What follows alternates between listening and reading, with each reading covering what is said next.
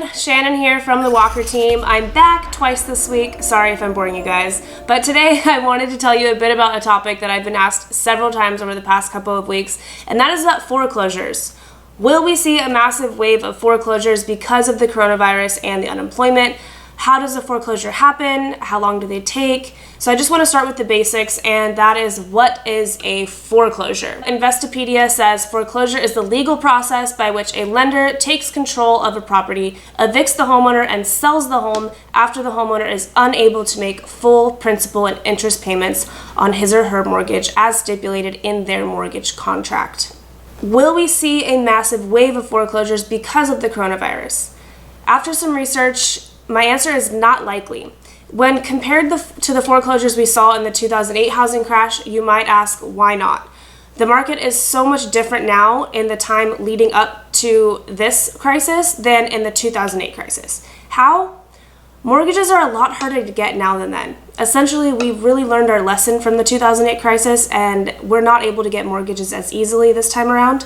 Another thing is the government has stepped in much sooner after this recession to help with mortgage forbearance and relief for those who cannot pay their mortgages right now.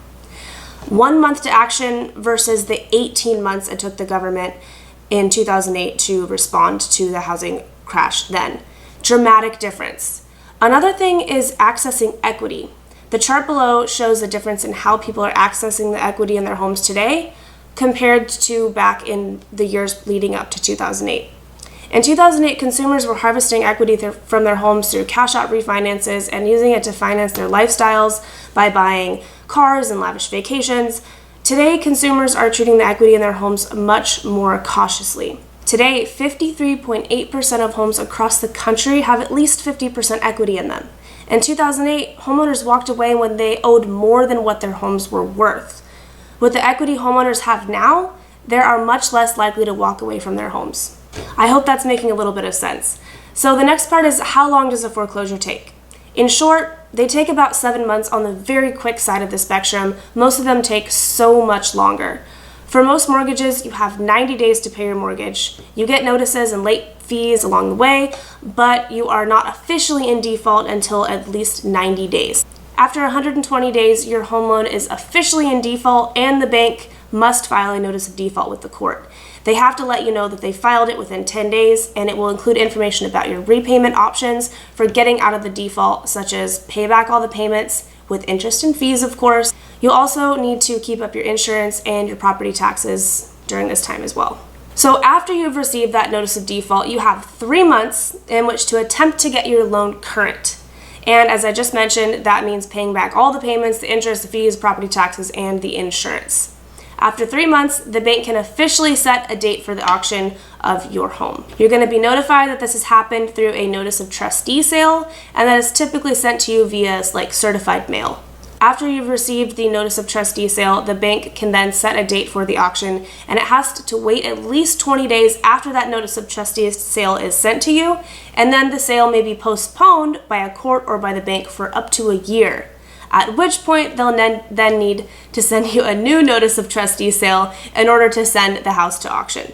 So a long process, I know. At the auction, your home will be sold to the highest bidder. So it's a long process. It doesn't take, a few months to start seeing a bunch of foreclosures. So the bottom line, guys, foreclosures are not a quick process, and if we do see a wave of them, we will likely not see them for 7 months to over a year from now, especially with the government helping people right now who cannot pay their mortgages. We're currently living in a much different environment as it relates to government assistance for mortgage and forbearance and homeowner equity during this recession than we did during the Great Recession of 2008.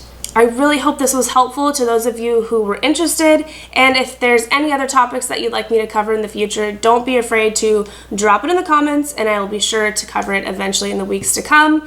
As always, thank you guys so much for watching. If you would like to keep getting future updates, be sure to hit that follow or subscribe button, and I put out new videos every week. I hope you guys are all staying safe and sane during shelter in place, and I can't wait for it to be over just as much as you guys. All right, I'll see you next week. Take care.